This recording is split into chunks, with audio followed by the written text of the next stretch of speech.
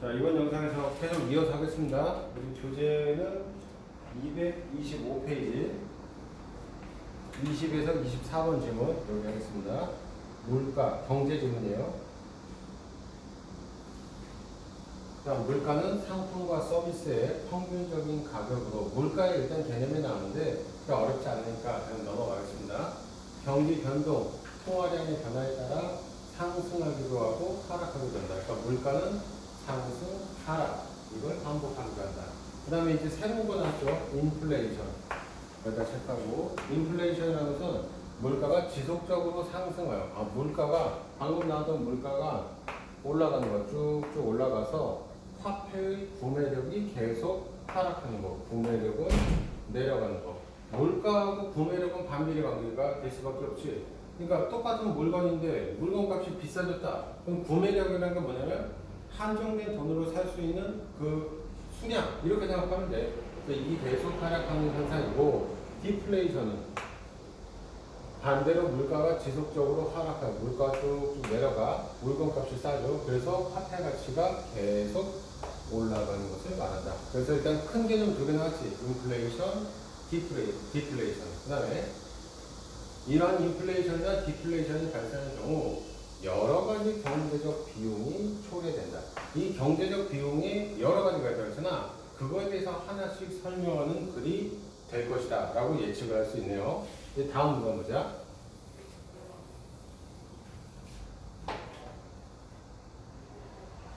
물가가 변화하면 금액이 고정된 자산의 실질 가치가 변화한다.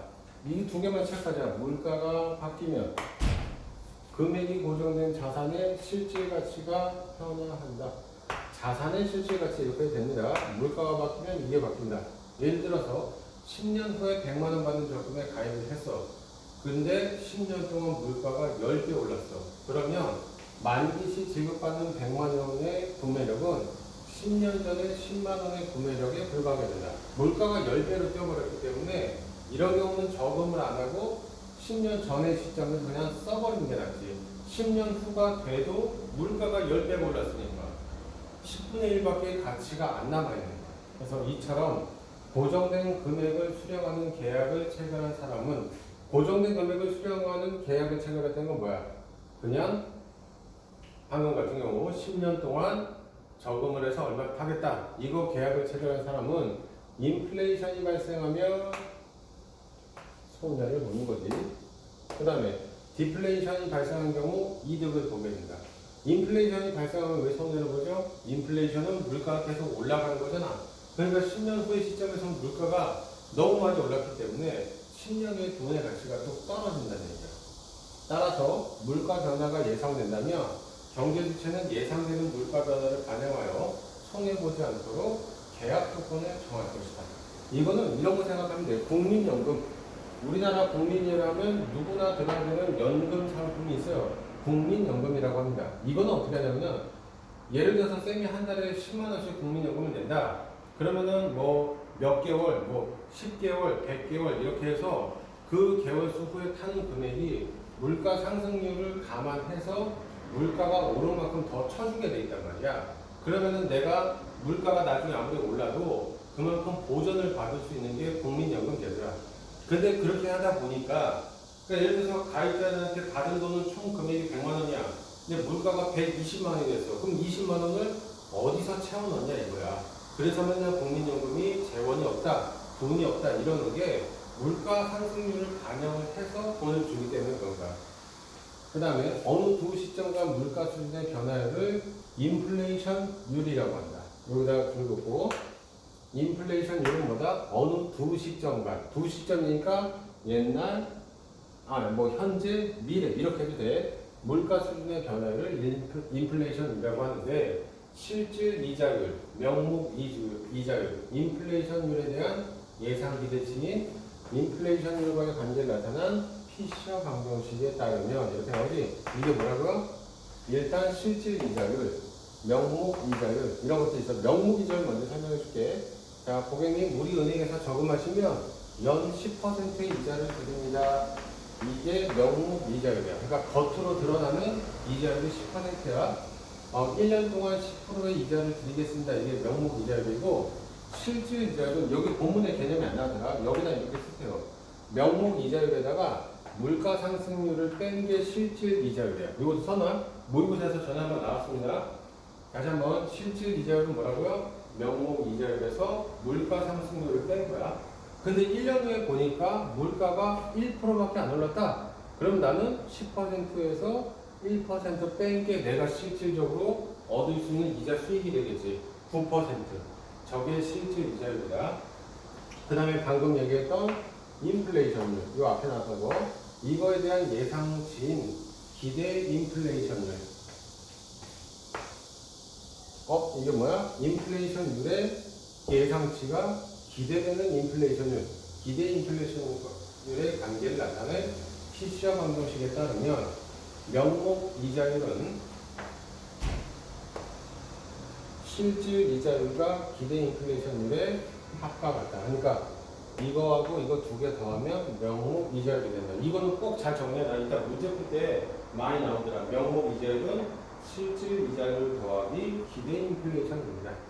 그 다음에 이때 명목 변수는 화폐 단위로 나타나는 변수를, 실질 변수는 수량 단위로 표현된 변수를 의미한다.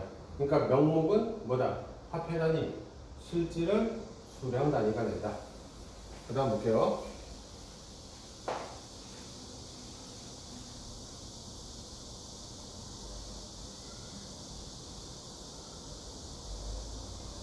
물가 변화가 완전히 예상, 여기를 너네가 표시를 좀 따로 해놔라. 쌤은 그냥, 아니면 색깔을 좀 다르게 해도 돼.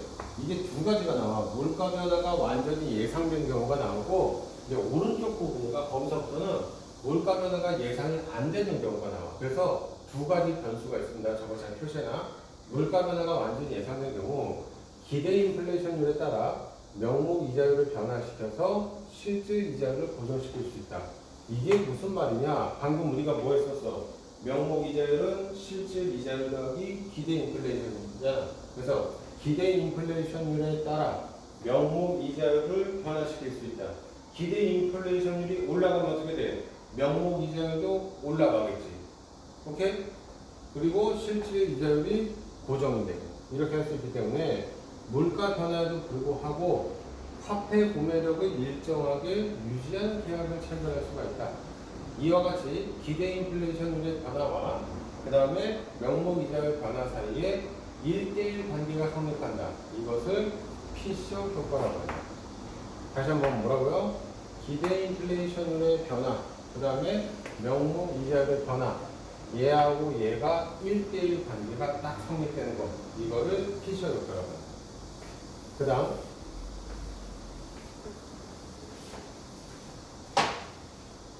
하지만 또 메모해. 물가 변화가 완전히 예상된 경우에도 똑같이 표시하시면 됩니다. 경제적 비용은 발생한다. 경제적 비용이 발생한다. 우리 1문단으로 돌아가봐. 1문단에서 뭐였어요? 인플레이션, 디플레이션 나오면 여러 가지 경제적 비용이 초래된다고 했지. 저거 얘기하는 거지. 진짜 하고 싶은 얘기 여기서부터 해야 되라. 경제적 비용이 발생하는데 대표적인 예가 두 가지가 나온다. 1번 인플레이션 조세. 조세는 세금 매기는 거지. 2번 먼델 토빈 효과. 이렇게 두 가지가 있다는 얘기야. 오케이? 그래서 뭐다? 경제적 비용에 1번 인플레이션 조세, 2번 먼델 토빈 효과 두 가지가 있다. 먼저 정부가 화폐를 증발하고 마구 찍어내서 인플레이션이 발생하는 경우 예금자와 달리 화폐 보유자는 이자를 지급하지 못하므로 돈만 쥐고 있었어. 내가 10,000원짜리를 10개를 딱 쥐고 있어. 예금한 게 아니야. 내가 그냥 주머니에 10,000원짜리를 10년 동안 넣어놨어. 이자 아무도 안 주지.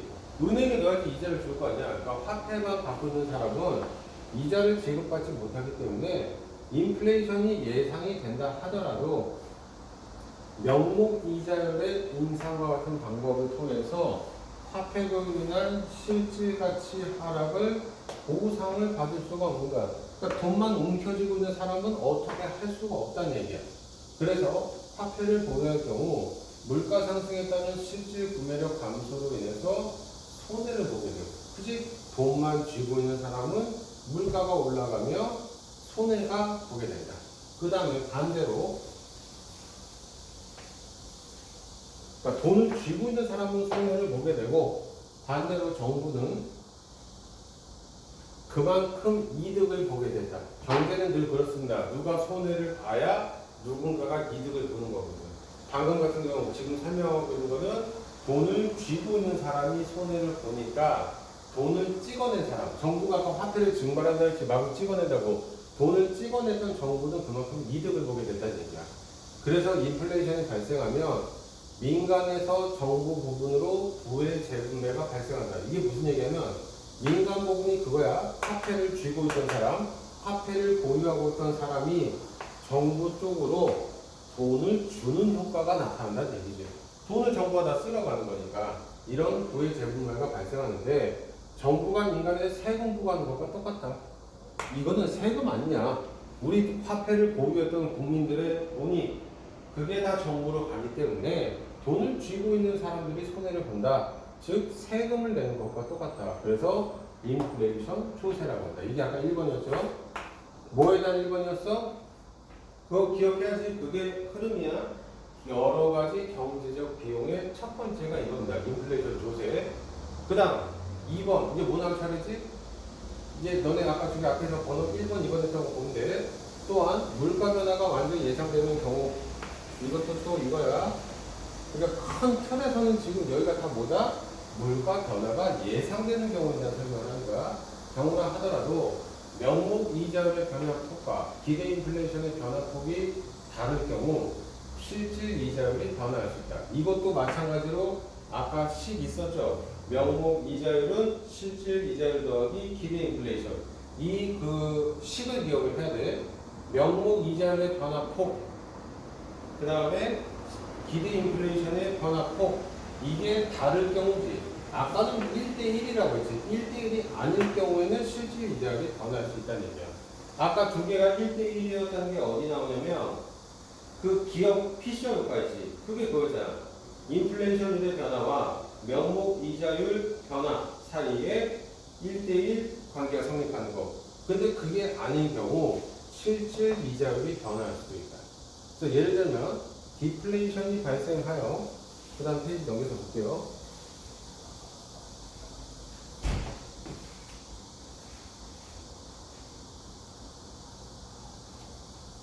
여기나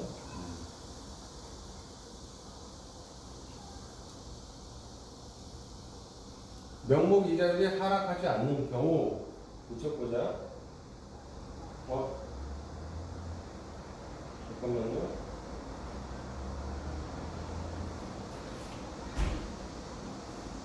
그거 맞나?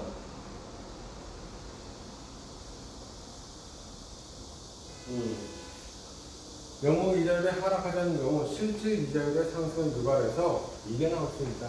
투자 위축, 생산 감소, 이게 나타날 수 있다. 보다 실질 이자율이 올라버리면 이렇게 된다는 얘기죠. 이자가 비싸니까 투자를 안 하게 될 것이고 당연히 투자를 안 하니까 생산도 안 하게 될 것이다.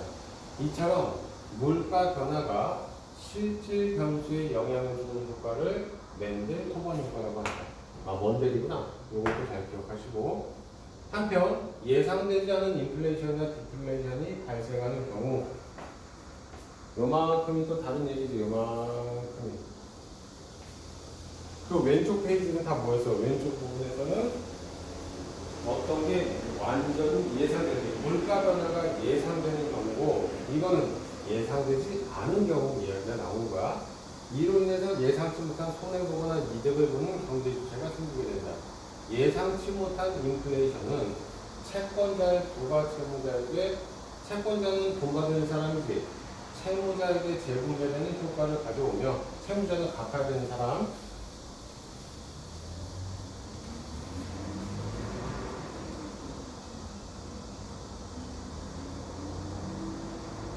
디플레이션은 반대로 채무자로부터 채권자로의 부에 이르는 소리한다. 특히 디플레이션은 공공 및 민간이 보유한 명목 부채의 실질 상환 부담의 증가를 초래하고 그 공공 및 민간의 재정 상태를 악화시켜서, 여기까지 끊어서 다시 봐봐.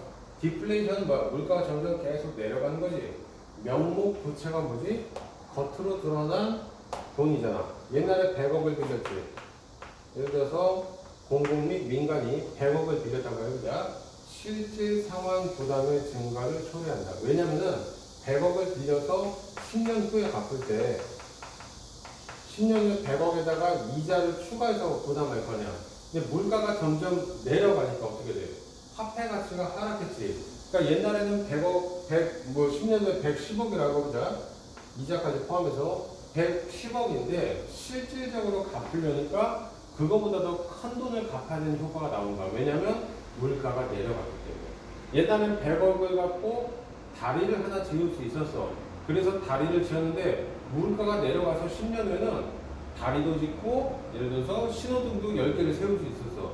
근데 신호등 10개를 세울 수 있을 만큼의 그 가치가 하락을 해버린 거야.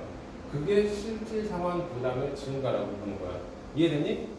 10년 전에는, 그러니까 물가가 내려가기 전에는 한 가지 일만 할 수 있는데 10년 후에는 물가가 내려가서 똑같은 돈으로 두 가지 일을 할 수 있는 거야.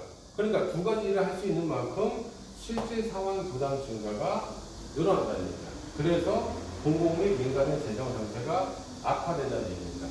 소비자들의 소비와 기업들의 투자를 억제하고 생산과 고용이 감소하는 불황을 유발한다. 이처럼 명목부채 실질 상환 부담 증가로 파산과 불황이 촉발되는 디플레이션을 부채 디플레이션이라고 합니다. 부채는 빚지는 거지. 이게 부채 디플레이션이다. 그 다음, 그러니까 이거 잘 기억해. 부채 디플레이션이라는 개념 나온 거다. 공공기관에서 이것도 같이 연결하면 돼.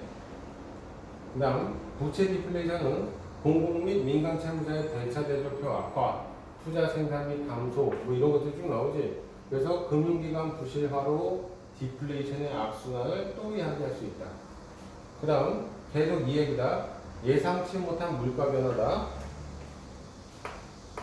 왼쪽은 다 뭐였지? 예상된 물가 변화고, 초래되는 가장 큰 문제점은 시장의 효율적 자원 배분 기능을 방해한다는 얘기입니다. 시장 경기에서는 자원의 효율적 배분이 가격에 의해서 이루어진다. 소비자는 가격을 보고 결정하고, 당연한 얘기지. 기업은 가격을 보고 생산량을 결정하는 거야. 예를 들어서 자신이 생산한 상품의 가격이 상승하면 공급량을 늘리는 거야. 가격이 올라간다는 건 무슨 얘기야?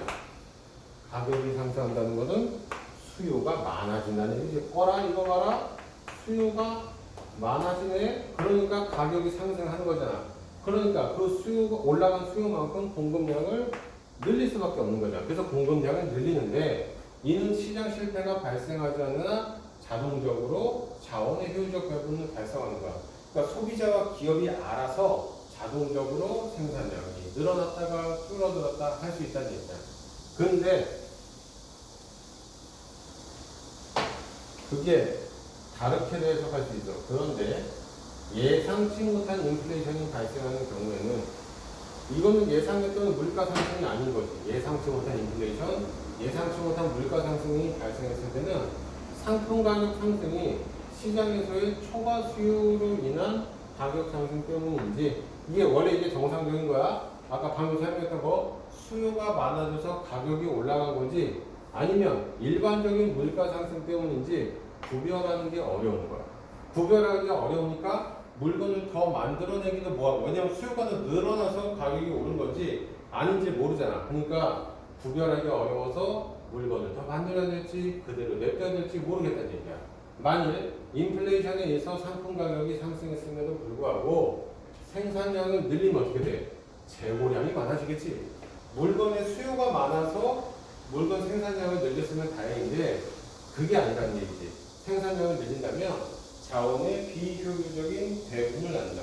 여기서 말하는 자원의 비효율적 배분은 물건이 남아돌게 된다는 얘기야. 안 팔리고 창고에 쌓이게 되는 비효율적 배분을 낳게 된다. 이 얘기입니다.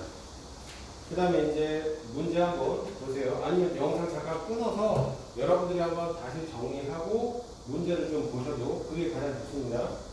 좀 어려워하는 게 23번 보겠습니다. 지금 화면 좀 띄워놓을게.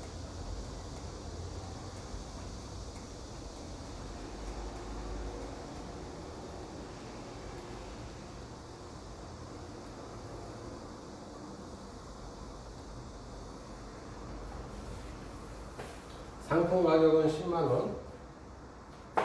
이것만 체크할게. 가격이 10만원이고 300만원이 있어. 화폐 보유.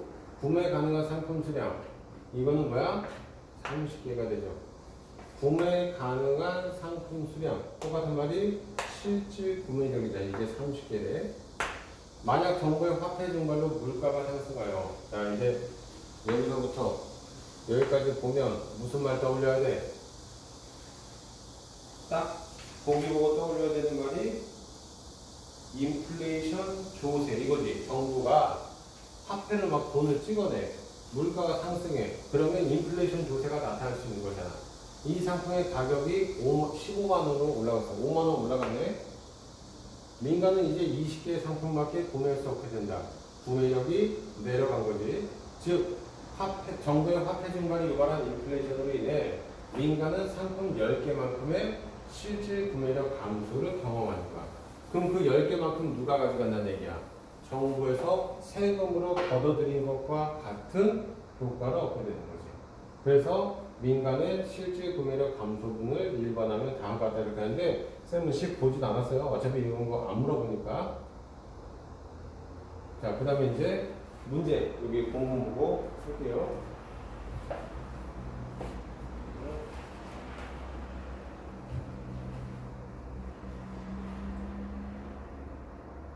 디귿의 의미를 이해한 것으로 가장 적절한 거다. 디귿에 보시면 뭐라고 되냐? 정부가 민간에 세금을 부과하는 것과 같은 효과 이렇게 돼 있지. 4번이 왜 적절한지 숫자 넣어서 한번 해보겠습니다. 4번 한지가 있다. 민간의 화폐 보유액이 지닌 실질 구매력 중에서 이 실질 구매력이 얼마였어? 아까 30개였죠? 숫자 넣어도 돼. 30개 중에서 인플레이션율만큼의 실질 구매력. 이게 몇 개였어? 10개가 줄어든 효과가 나타났지? 이게 10개.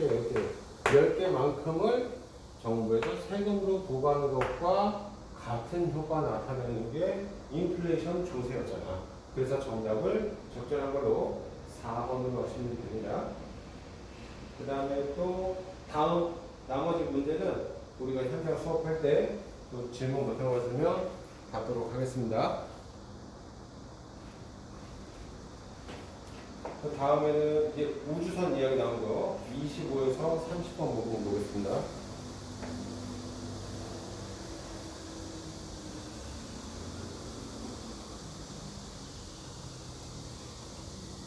여기 나왔던 소재에 스윙바이가 많이 나오는데 이거 자체는 이미 한번 나왔어서 그 3학년 모의고사가 아니라 2학년 모의고사였던 것 같은데 이미 나왔던 소재입니다. 그러니까 소재 자체가 새롭거나 그런 건 아니야. 우주선은 속도 크기가 클수록 움직이는 관성만으로 중력을 뿌리치고 태양에서 더 멀어질 수 있다. 그러니까 태양의 중력 뿌리치고 멀어질 수 있다. 공을 위로 던질 때 공의 속도의 크기가 클수록 지구 중력을 뿌리치고 더 높이 올라가는 것과 같은 원리이다. 그러니까 이것이 정리하면 속도의 크기가 클수록 더 멀어질 수 있다. 중력을 뿌리치고 중력의 영향에서 빨리 벗어날 수 있다는 얘기야. 속도가 빨라지면. 그 다음 우주선의 속도의 크기가 충분히 크다면 태양의 중력을 완전히 그냥 묶어놓게 태양의 중력을 완전히 뿌리치고 태양계를 벗어날 수 있다. 어느 정도 일정 속도가 되면 태양계를 확 벗어날 수 있다는 얘기야. 근데 속도가 되지 않으면 그 안에서 맴돌게 된다는 얘기야. 중력에서 벗어나지 못하고 그 태양계 안에서 맴도는 거고 속도가 어느 정도 빠르지 않으면. 그래서 이렇게 태양의 중력을 완전히 뿌리칠 수 있는 최소한의 속도의 크기를 태양 중력 탈출 속도라고 한다. 개념 나왔죠? 태양 중력 탈출 속도란 무엇이다? 태양을 뿌리치고 태양으로부터 벗어날 수 있는 그 최소한의 속도를 얘기한다는 얘기야. 그 다음 태양 중력 탈출 속도는 태양으로부터의 거리에 따라 다르다. 그래서 여기도 올릴게. 근데 당연한 얘기 아니냐? 탈출 속도는 거리에 따라 다른 거야. 그래서 태양에서 지구만큼 떨어진 거리, 먼저 첫 번째 잡은 거리가 이거야. 여기서부터 여기까지. 초속 42.1이면 중력을 뿌리칠 수 있다. 그러니까 이때는 그 속도가 40.1이 된다. 지구의 공전 속도보다 1.414배 더 큰 속도이다. 태양에서 1억 5천만 킬로 떨어진 지구에서 공을 태양 반대 방향으로 42.1로 던지면 그 공은 관성만으로 중력을 벗어날 수 있다. 일단 주거나 관성만으로도 중력에서 벗어날 수 있다. 멀리 갈 수 있다. 여기서부터 잘 돼요. 그런데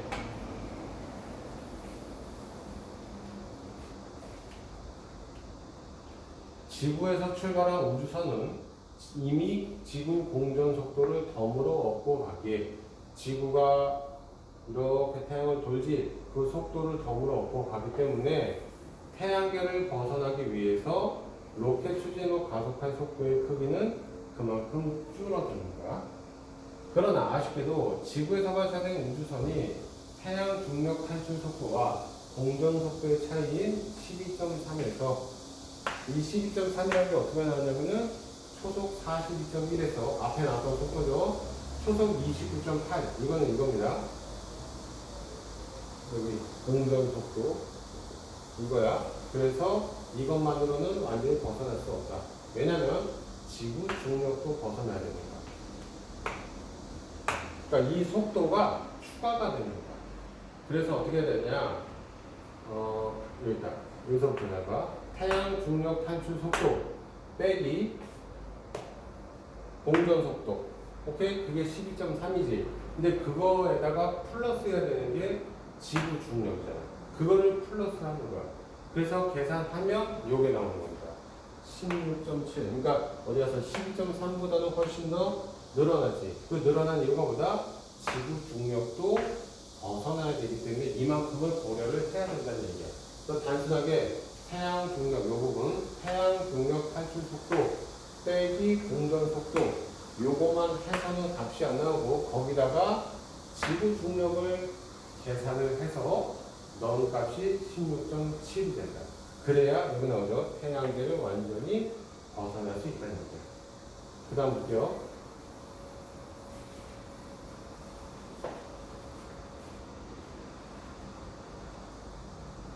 이 속도의 크기를 제3 우주속도라고 한다. 그러니까 아까 방금 했던 16.7이지.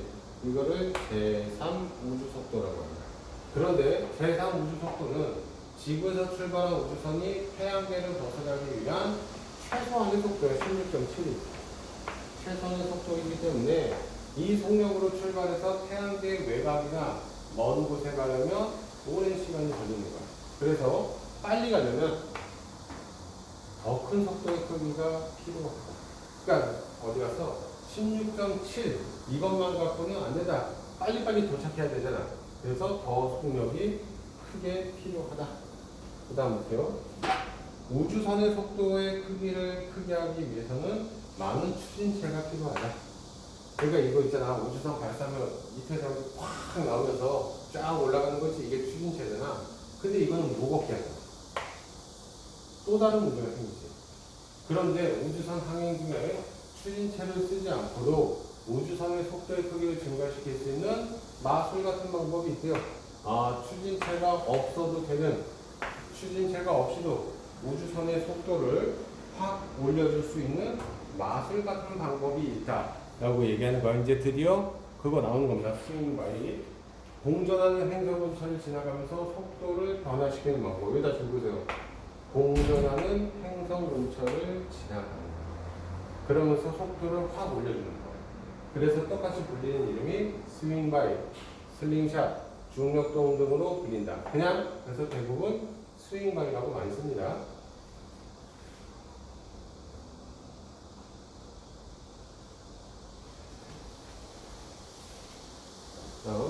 수백 킬로 이상의 장비를 지닌 우주선을 로켓 추진만으로 토성, 그보다 멀리 있는 설치해 보는 것은 어려워. 그래서 행성의 접근에 지나가는 스윙바이 항법을 사용하면 태양의 중력을 완전히 벗어나고도 남을 만큼의 속력을 추가로 얻을 수 있다. 여기다 대고 속력을 추가로 얻는 거야. 이미 갖고 있는 속력에다가 그거를 추진체를 쓰지 않고 추가로 얻을 수 있는 방법. 그게 스윙바이야. 한편 태양이나 태양에 가장 가까운 행성인 수성을 탐사할 때는 어떻게 되냐? 오히려 빠른 속력이 문제가 되는 거야. 이게 왜 그러냐면 수성이 태양에서 가장 가깝다고 했잖아. 태양에서 가장 가까우니까 속도가 빠르면 오히려 멈춰야 되거든. 여기 나오고. 방향 전환이나 감속을 해야 되는데 빠른 속력 때문에 쉽지 않다. 그래서 해양 탐사선 파커와 이거는 이 문제를 이제 다음 페이지죠. 스윙바이 항법으로 해결한다. 그래서 이제 때로는 우주선의 속력을 높이거나 줄이고 속력도 바꾸고 그 다음에 방향도 바꾸는 게 스윙바이야. 그럼 이거는 어떻게 하는 거냐 이 얘기입니다. 그래서 이 지문의 뒷부분부터는 영상을 잠깐만 끊었다가 계속 이어서 할게요. 여러분들이 계속 이어서 보셔야 돼요.